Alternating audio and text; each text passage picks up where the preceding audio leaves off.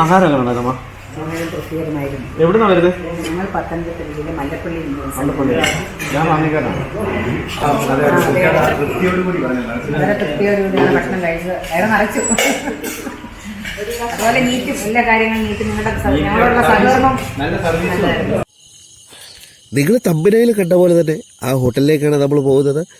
സ്വാദിഷ്ടമാകുന്ന ഭക്ഷണം വളരെ വിലക്കുറവിൽ കഴിക്കാനായിട്ടാണ് നമ്മൾ പോകുന്നത്. അത് പ്രേക്ഷകരായ നിങ്ങളെ അറിയിക്കുകയോട് ചെയ്യുകയാണ്. ഈ സ്ഥലം എന്ന് പറയുന്നത് പെരുന്നാടാണ്. പെരുന്നാട് ശബരിമല പമ്പ റൂട്ടിൽ തന്നെ ഉള്ളതാണ് ഈ ഒരു ഹോട്ടൽ എന്ന് പറയുന്നത്. നമ്മൾ വണ്ടിയൊക്കെ നിർത്തി വെളിയിലോട്ട് ഇറങ്ങിയപ്പം ഹോട്ടലിലെ ലുക്കും പണി കണ്ടപ്പോൾ ഹൈ ലെവൽ ടീമിൻ്റെ ഹോട്ടലാണെന്ന് വിചാരിച്ചു. പക്ഷേ ഹോട്ടലിലെ ഹൈ ലെവൽ ടീമിൻ്റെ ഒന്നുമല്ല കേട്ടോ. പക്ഷെ ഫുഡ് ഹൈ ലെവൽ രീതിയിലുള്ള റിച്ച് ഫുഡാണ് കേട്ടോ. വെരി ടേസ്റ്റിയാണ് ഫുഡ്. അങ്ങനെ ഞാനും നിജോപ്പനും 20 രൂപയ്ക്ക് നല്ല അടിപൊളി ഊണ് കിട്ടുന്ന ഹോട്ടലിലേക്ക് ഞങ്ങൾ എത്തിയിരിക്കുകയാണ്. ബാംബു ടവേരൻ എന്നാണ് ഹോട്ടലിൻ്റെ പേര്. 5 ചേച്ചിമാർ കൂടി നടത്തുന്ന ഒരു അടിപൊളി ഹോട്ടലാണ്. ഊണെന്ന് പറഞ്ഞാൽ ഒരു രക്ഷയില്ല. ഞങ്ങൾ കേട്ടറിഞ്ഞിട്ടാണ് ഇവിടെ വന്നത്. അപ്പം ഞങ്ങൾ ആ വീഡിയോയിലേക്ക് പോവാണ്.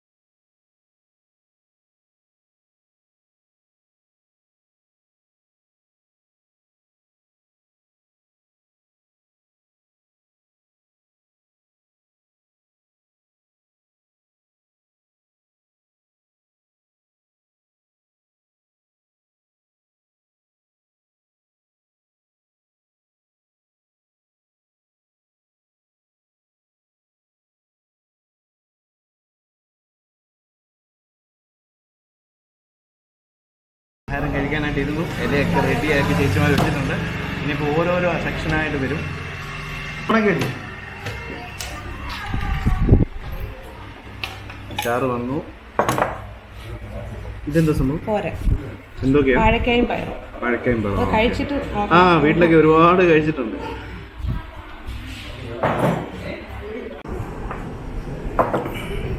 ഇവരുടെ സ്പെഷ്യൽ ഐറ്റമായിട്ടുള്ള ചമ്മന്തിയാണ് വന്നിരിക്കുന്നത്. കൂട്ടൊന്നും ചോദിച്ചാൽ പറഞ്ഞു തരത്തില്ല കേട്ടോ. ഇജോപ്പാ ഫുഡ് കഴിക്കുമ്പോൾ ഞാൻ ആരെയും ശ്രദ്ധിക്കാറില്ല. എങ്ങനെയുണ്ട് ഇജോപ്പാ?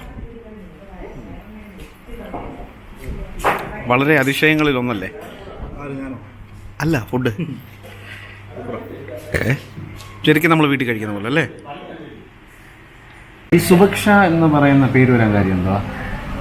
സുഭിക്ഷ എന്ന് പറയുന്നത് സർക്കാരിന്റെ സിവിൽ സപ്ലൈസ് ഡിപ്പാർട്ട്മെന്റാണ് സുഭിക്ഷ കേരളം.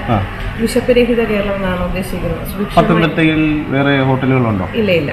പത്തനംതിട്ട ജില്ലയിലെ ആദ്യത്തെ സുഭിക്ഷ ഹോട്ടലാണ്. അത് ഞങ്ങൾക്ക് ഭയങ്കര അഭിമാനമാണ്. ആദ്യമായിട്ട് നമ്മുടെ ബഹുമാനപ്പെട്ട ആമി MLA പ്രമോദ് നാരായൺ സാറ്, പിന്നെ ബഹുമാനപ്പെട്ട ജില്ലാ കളക്ടർ അവരുടെയൊക്കെ താല്പര്യപ്രകാരമാണ് നമ്മുടെ ഈ ഹോട്ടൽ സിവിൽ സപ്ലൈസ് മന്ത്രി GR അനിലായിരുന്നു ഉദ്ഘാടനം. നമുക്ക് കട കണ്ട് ഇഷ്ടപ്പെട്ട് അത് തന്നെയല്ല, നമ്മൾ മലയോര മേഖലയും പിന്നെ ശബരിമലയും ഉൾപ്പെട്ടതായതുകൊണ്ടാണ് സീസൺ ടൈമിൽ സുഭിക്ഷ കേരളം പദ്ധതി നടപ്പാക്കാൻ വേണ്ടി നമ്മുടെ കടയിൽ തന്നെ സർക്കാർ തിരഞ്ഞെടുത്തത്. അത് ഞങ്ങൾക്ക് ഭയങ്കര അതിയായ സന്തോഷമുണ്ട്. ഞങ്ങൾക്ക് കിട്ടിയൊരു ബഹുമതിയാണത്. ജനകീയ ഹോട്ടലും സുഭിക്ഷ ഹോട്ടലും ഒന്നാണ്? അല്ല, രണ്ടാണ്. ജനകീയ ഹോട്ടൽ എന്ന് പറയുന്നത് കുടുംബശ്രീയുടെയാണ്. കുടുംബശ്രീ ഈ പഞ്ചായത്തിലെ കുടുംബശ്രീ അല്ലെങ്കിൽ CDS നേരിട്ട് ഒരു യൂണിറ്റ് ഏൽപ്പിച്ചതാണ് ജനകീയ ഹോട്ടൽ. അതും ഈ നമ്മുടെ 20 രൂപയ്ക്കാണ് ഊണ് കൊടുക്കുന്നത്. പക്ഷേ സുഭിക്ഷ സിവിൽ സപ്ലൈസ് ഡിപ്പാർട്ട്മെൻറ്റ് സർക്കാർ നേരിട്ട് നടത്തുന്നതാണ് സിവിൽ സപ്ലൈസിൻ്റെ സുഭിക്ഷ കേരളം ഹോട്ടൽ. അതിപ്പം 4 ജില്ലയിലാണ് ഇപ്പം ഉള്ളത്. കേരളത്തിൽ 4ാമത്തെ ജില്ല പത്തനംതിട്ട ജില്ലയിലാണ് ഇപ്പം നമ്മുടെ ഇവിടെയാണ് നടപ്പാക്കിയത്. ഇനി ഓരോ താലൂക്കിലും സുഭിക്ഷ കേരളം പദ്ധതി നടപ്പാക്കാനുള്ള ശ്രമത്തിലാണെന്നാണ് സർക്കാർ പറയുന്നത്. നമ്മുടെ നാണിയിൽ ഇതുപോലൊരു ഹോട്ടൽ നിങ്ങൾക്ക് തുടങ്ങാൻ പറ്റുമോ? താല്പര്യമുണ്ട് നമുക്ക്. അവിടെ ഇവിടെയും കൂടെ എങ്ങനെയാണ് ഓടി നടക്കാനുള്ള. റാന്നിയിലായിരുന്നെങ്കിൽ കൂടുതൽ നമുക്ക് ശ്രദ്ധ നേടിയേനെ. പിന്നെ നമുക്ക് റാന്നിയിലെ ഊണുകൾ കൊണ്ടു കൊടുക്കാൻ പറ്റും. അപ്പം ഞങ്ങൾ ഇപ്പോൾ സാറിനോട് നമ്മൾ DSOട് പറഞ്ഞിട്ടുണ്ട്, റാന്നി നമ്മുടെ ഹോസ്പിറ്റൽ കേന്ദ്രീകരിച്ച് 20 രൂപയ്ക്ക് ഫുഡ് കൊടുക്കാനുള്ള അത് ചർച്ചകൾ നടന്നു വരികയാണ്.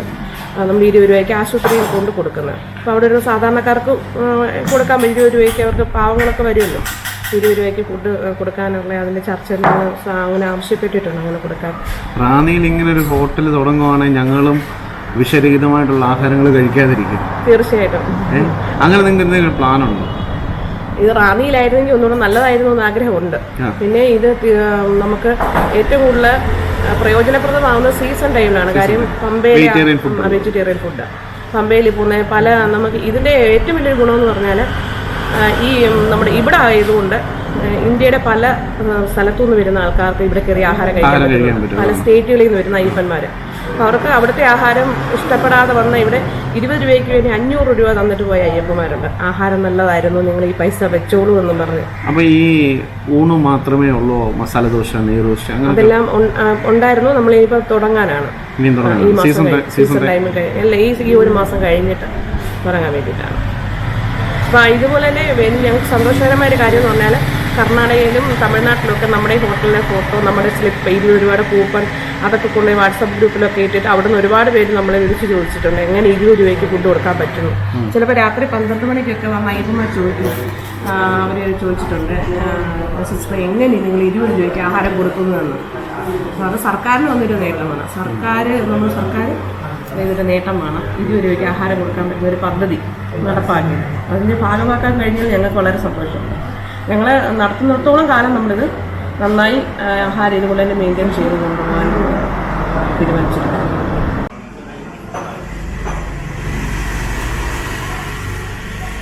ബുക്കിന് വലിയ പ്രത്യേകത ഉള്ളൊരു ബുക്കാണ്. അപ്പം നമ്മളിത് ഓപ്പൺ ചെയ്യാൻ പോവാണ്.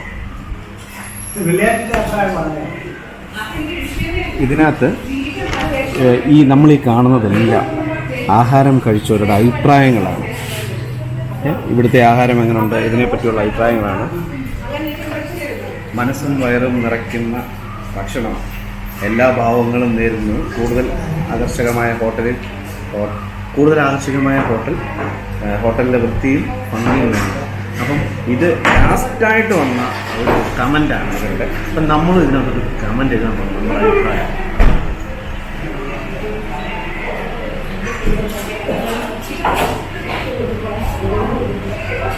അപ്പം ഞാൻ എൻ്റെ അഭിപ്രായം എഴുതി കഴിഞ്ഞിരിക്കുകയാണ്. ബാക്കി അവർ വായിച്ചുകൊണ്ട് നമുക്ക് റാന്നിയിൽ ഇതുപോലൊരു സംരംഭം റാന്നിയിൽ വന്നെങ്കിൽ വൻ വിജയമായിട്ട് ചേച്ചിമാരോട് നമുക്ക് റിക്വസ്റ്റ് ചെയ്യാം. ഇത് ചെയ്യിപ്പിക്കാൻ പറ്റണം.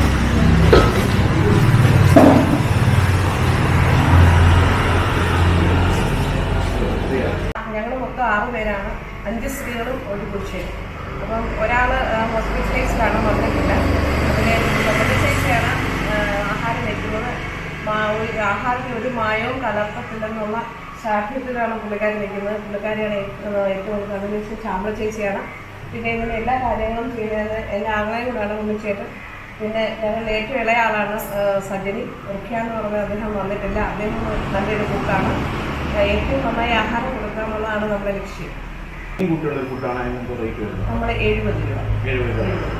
നോർമൽ ഊണാണെങ്കിൽ 20. പാഴ്സലാണെങ്കിലോ? പാഴ്സൽ 25 രൂപ, 5 രൂപ പാഴ്സൽ സർവീസ്. അത് മീനോട് കൂടിയാണെങ്കിൽ 75 രൂപ. 5 രൂപ നമ്മൾ പാഴ്സലിൻ്റെ കൂടെ വാങ്ങിക്കും. 5 രൂപ നമുക്ക് സർക്കാർ സബ്സിഡി തരും. ഇത്ര ഊണിന് 5 രൂപ സബ്സിഡി. 400 ഊണ് പോയ ദിവസങ്ങളുണ്ട് നമുക്ക്. 400 ഊണ് പോയ ദിവസങ്ങളുണ്ട്. പിന്നെ അതല്ലാതെ തന്നെ വെളിയിൽ നമുക്ക് കേറ്ററിംഗ് അതും കൂടെ വരുന്നുണ്ട്. ആഹാരം അങ്ങനെ വരുന്നവരുണ്ട്. പിന്നെ ആഹാരം ഫ്രീ ആയിട്ട് നമ്മൾ കൊടുക്കുന്നുണ്ട്. രാത്രിയിൽ ആഹാരം ഇല്ലാത്ത അതെന്നും വന്ന ആഹാരം മക്കൾക്കും അതിഥികൾക്കും ആഹാരം കൊടുക്കാൻ വേണ്ടിയാണ് സർക്കാർ തുടങ്ങിയിരിക്കുന്നത്. ആഹാരം കഴിക്കാൻ നിവൃത്തിയില്ലാത്തവർക്ക് വേണ്ടിയാണ് സർക്കാർ സംരംഭം കൊണ്ടുവന്നിരിക്കുന്നത്. അപ്പം അത് കൂടുതൽ മേഖലകളിലേക്ക് എത്തിക്കാനുള്ള ശ്രമം നടന്നു വരികയാണ്. ഞങ്ങളോടൊപ്പം ഫുഡ് കഴിച്ച ചില പേര് നോക്കാം. സദാശിവം എവിടുന്ന് വരുവാ? പടശ്ശേരിക്ക്. ഇവിടെ കയറാറുണ്ടോ? 2ാമത്തെ പ്രാവശ്യം. കുഴപ്പമില്ല, നല്ല ഫുഡാണ്. നല്ല ഫുഡാണ്. ഈ 20 രൂപയ്ക്ക് എവിടത്തും കിട്ടത്തില്ല. അതുപോലെയുള്ള നല്ല ഫുഡാണ്. അതും ഹോം മെയ്ഡ് ഫുഡ്. നല്ല ഫുഡ്. അതെ 20 രൂപയ്ക്ക് നല്ല സമൃദ്ധിയായിട്ടുള്ള ആഹാരമൊക്കെ കഴിച്ചു. ഞാനും നിജോപ്പനും അവിടുത്തെ ചേച്ചിമാർക്കൊക്കെ നന്ദി പറഞ്ഞിട്ട് ഞങ്ങൾ അവിടെ ചെറുകെ ഇറങ്ങി പോരുവാണ്.